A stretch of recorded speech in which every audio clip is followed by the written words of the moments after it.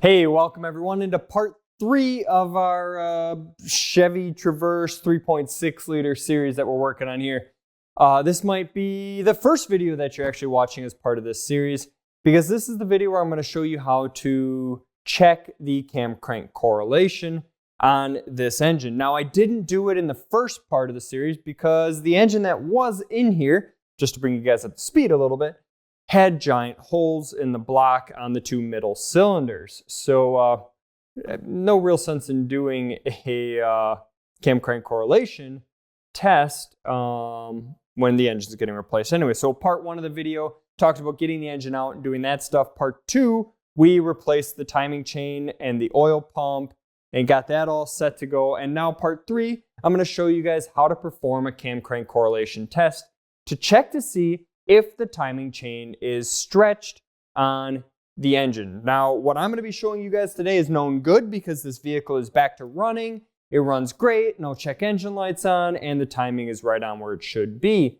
But you can use this same procedure and this same test to be able to check to see if the engine is out of time or the timing chain is stretched or it has jumped without having to pull off the intake manifold and the valve covers or the front cover and lining things up and doing all that fun stuff within a matter of, I would say, probably less than a half hour start to finish. Maybe an hour if your leads are all tangled up and you're having to mess around with stuff.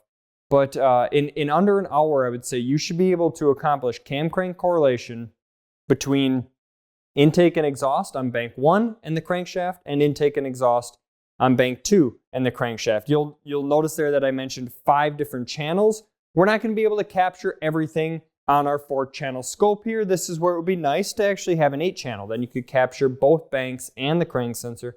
May throw in an ignition coil sync right away too while you're in there. There's a lot more things you could capture, but today we're using a 4-channel. So right now, I already have 2 leads hooked up to the cam sensors on bank 1. This is the right bank. This is the one facing the firewall. And we're going to I'm just back probed into the middle pin on each of the cam sensors. And then I have channel 1, the blue lead here, running underneath the vehicle, under the oil pan, up around the back, and into where the crank sensor is mounted on here. Now, this vehicle is only front wheel drive. Now, I haven't seen the underside of one of these in all-wheel drive for a while now, but I'm not sure that crank sensor is that easy to get to on an all-wheel drive one. So maybe you may want to tap in at the PCM connector, which is right in the front. That's a possibility for all of these connection points. You could very easily disassemble the connector, or you could pierce the wires and then reseal them afterwards. Whichever manner you want to get to the signal wire, go for it. I've chose to back probe all 3 of the sensors, and eventually it'll be all 5 of the sensors, right at the sensors themselves. Looking at the Labscope setup right now, I have not touched it. All I've done is open up the Pico software. I haven't touched anything because I want to show you just how quickly you can get a signal on here. So I'm going to go ahead and fire this thing up, and we'll see what it looks like. All right. So the scope goes right into auto ranging like normal, but I don't like it doing my work for me. So I'm going to go ahead. I'm just going to go, what are we thinking? 10 volts, okay? We're on a 10 volt scale there. Increase our time. So that's our crank signal. We're using a Hall Effect digital square wave crank signal on here. And then channel 2 is our intake camshaft. And channel 3 in green is our exhaust camshaft. And right there we have captured a pattern. Now, my memory kind of sucks, so I'm going to go ahead and just label these quick. And the reason I'm just doing these real time so that you guys can see just how quick it is to be able to capture these. So this is known good.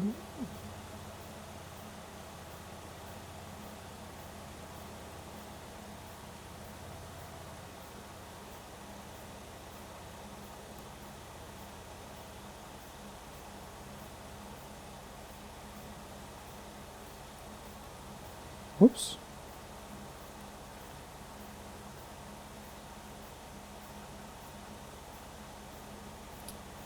And then we'll label channel B as intake, bank 1,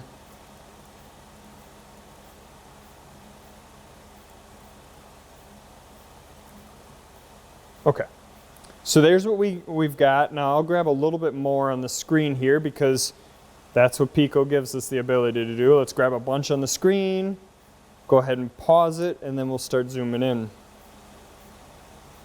Okay, so I'm gonna grab a full cam revolution, which is 2 crank revolutions. And we know we have 2 crank revolutions because we have missing tooth here, missing tooth here, missing tooth here. What we're doing is we're grabbing 3 missing teeth, which tells me the crank is made at around 1 revolution, 2 revolutions, okay? So for bank 1, what we're looking at here is we want to see our intake camshaft. We want to see that cross the crankshaft at the missing tooth, okay? Intake cam on red.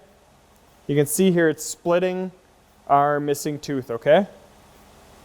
And then our exhaust camshaft, oops, went too far back. Grab that again. Our exhaust camshaft on the opposite of the intake is splitting it here.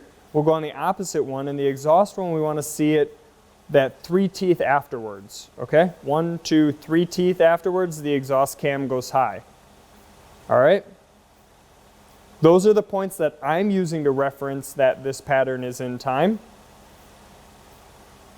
For the intake and exhaust against the crankshaft on bank 1, on the back bank, the right bank, the firewall bank.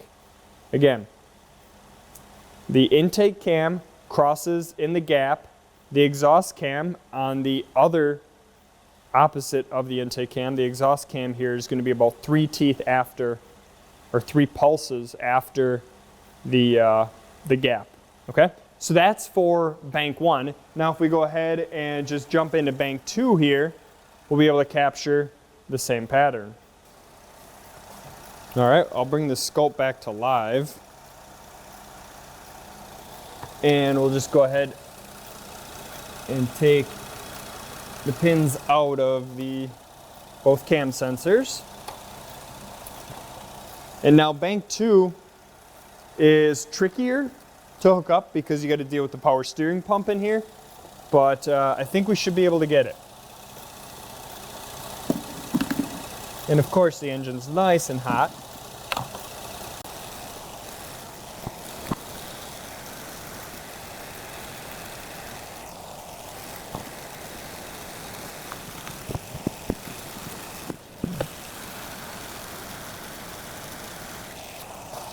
All right, it looks like we just got our intake cam back.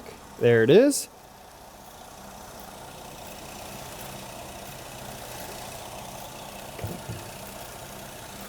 And the exhaust cam is much easier to get to than the intake.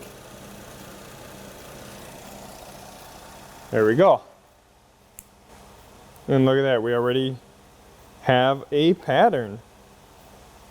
So we'll do the same thing I did on the other bank. We'll zoom in, we'll grab, the crankshaft revolutions. I'm going to shut this thing off. No sense in having to talk over it. So now on this one, it appears that bank 2, and I'm going to correct this here, bank 2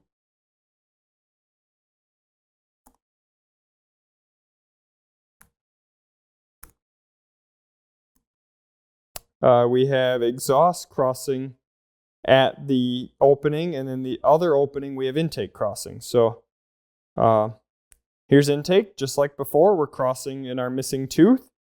And then 1 crankshaft revolution later, the exhaust is doing the exact same thing. So interesting that the exhaust and the intake on bank 1 and bank 2 look different. Just unique in that regard, but that's the way this engine works out. So yeah, I don't really know why they changed it bank to bank, but they did. I mean, that's just the way it goes. So, I mean, we have known good exhaust crossing and intake crossing at the gaps or the missing tooth in the crankshaft. Now, if you're really trying to nitpick a little bit of stretch or a chain jumping or something like that, it's possible you could be coding and the signal here could maybe still be in that missing tooth. So at that point, you'd want to look at this pattern. You'd want to get yourself a known good pattern, and you'd want to check and find somewhere that you can count off of to figure out how many teeth it is, so that way you have a little bit more of a comparison. Because right now, we're in a pretty wide gap here. So maybe, you know, after the gap on where the exhaust stroke comes up, there's 1, 2, 3, blah, blah, blah, blah, blah, count all the teeth, and then it crosses in the center of that tooth. Okay, you want to just find a comparative point to figure out basically if this thing has shifted in timing. And if the chain were to stretch, the timing will end up to the right. Okay, so on the screen, you could actually see your intake cam sensor here would actually shift to the right. It would retard timing because the chain is longer. Therefore, there's a greater distance or a greater time between the missing tooth on the crankshaft and the camshaft triggering at whatever's making this signal run high at this point. So a stretched chain will cause the signals to shift to the right. Okay, it'll cause the entire system to retard, and timing when it goes to the right, it's retarding. It's more time. It's taking more time between that missing tooth and the trigger point that you're counting off of. And it really doesn't matter per se which point. That is a large bumblebee. Whew. Anyways, it doesn't really matter which point you're triggering off of or that you're reading off of, as long as you're consistent between the known good pattern and the pattern that you're looking at. But in a matter of minutes, less than a half hour from the time it took me to get the vehicle in the air, pull the little shield off the crank sensor, back probe into there, back probe into each of these, get my scope hooked up, less than 30 minutes, and I'm able to determine if the engine is in time or if it's not. Okay? Check out the Automotive Waveform group on Facebook if you're looking for known good patterns. There's some really good ones in there. It's really, this is a no-brainer. If you're dealing with those cam crank correlation, the P0010 through P0018, somewhere in that area, on the GM 3.6 liter, which is really common for timing chain issues, do the test electronically. That's what the computer is doing, right? The computer is doing the test electronically. So why shouldn't you? Why should you have to go in here? And these engines are not fun to work on in the vehicle. Why would you want to pull the valve covers off or anything like that to actually verify mechanically? It just doesn't make sense. The computer can verify electronically. So can we by looking at the exact same signals on a scope and comparing it to a known good pattern. So, all right. This has been a really fun series. Wasn't too bad pulling the motor, putting it back in, doing the chains, that whole job. Really wasn't too horrible. One thing to note, guys, though, if your new motor comes with the harness, okay, make sure that it's got the variable rate steering sensor. Variable rate, now I'm having a brain fart on what it was exactly called, but there is I think it was a 2-wire sensor that goes down right by the steering rack. That the harness that this engine, this one, came with didn't have that variable rate steering. So I was setting steering codes and the power steering just wasn't really doing what it should be. So I had to go ahead and swap the harnesses over because it, for whatever reason, didn't have that connection point between that sensor on the steering rack and the ABS control module. So just keep a note on that. Make sure your harness has that little connector, because whatever this engine came out of didn't have that option, okay? And we have to deal with that with engine options and different powertrain or engines going in different vehicles type of thing all the time. I should have looked closer at the harness when I installed it. Personally, I like to use the harness that came with the engine rather than the harness that was on the vehicle of the blown engine, because, I don't know, maybe there was something wrong with the old harness and maybe it had something to do with the engine blowing. I don't know. I know that this was a good running engine when it was in the vehicle previously, at least per what the junkyard had said. So I'm going to install everything I can that was with this thing. So another thing to note for anybody who's doing an engine swap job, be careful if you have to reuse the intake manifold. The intake manifold that's sitting on the junk motor over there is full of metal. I pulled it off and I gave it a shake. It is full of metal from that engine grenading, okay? That stuff finds its way into the crevices of the intake manifold and could take out your new engine. So if you're dealing with a blown engine job type of thing where you're replacing an engine, replace the intake manifold too, because you don't want to go wrecking that brand new or used or reman, whatever it is, engine on that vehicle, okay? I think that about sums it up, guys. Now, this was a 3-part series. You know what? I want to give away some t-shirts. How should we do this time? Okay, let's do it this way. There's going to be a link down below for, it's going to take you to a survey. At this point, when I'm recording this today, I don't know what's going to be on the survey yet. It's going to ask for your name and your email and your address, because everybody who completes the survey, and it'll probably just be, very, very few questions, maybe just a handful of questions. But I want to send out some t-shirts, and I want to do it where you don't have to be the first one in, and you don't have to actually answer anything right. All I'm asking is that you complete the survey and you fill out your information. And then, you know what, I think let's open this one up for, what do you guys think, 72 hours? Nah, that's too short. Let's go a week, okay? I'm going to give you guys a week from the date that this video airs to 7 days down the road at midnight. I'm going to close that survey. When that survey closes, I will do a, copy and paste everybody's name into some sort of online name picker type of thing. And I'm going to take 5 random winners and send you guys a t-shirt. So if you've never won a t-shirt before, now is your opportunity to jump into here and maybe give me some feedback. I don't know what the survey questions are going to be yet, but I'll leave some open-ended stuff in there so you guys can fill in some comments. Even if you're stopping in to say hi, fill out the information in the survey. You'll be entered to win one of 5 t-shirts that are going to be drawn at random 7 days after this video airs, whatever date that's going to be, okay? So with that said, I hope you guys have enjoyed this video. I hope you've enjoyed this series where I went from blown engine to fixing up or bulletproofing the used engine that went into here. And then, after the fact, checking the timing and everything, which you guys can use beforehand if you're just trying to sell a timing chain type of job, or verify if your timing chains are in fact stretched. I hope you guys have enjoyed it. I hope you use this series when you're working on your own cars or in the shop or whatever it might be. I really appreciate everybody watching. If you guys haven't already, please subscribe to the channel. Hit that little bell icon so you get notifications when we're coming out with new videos, new content.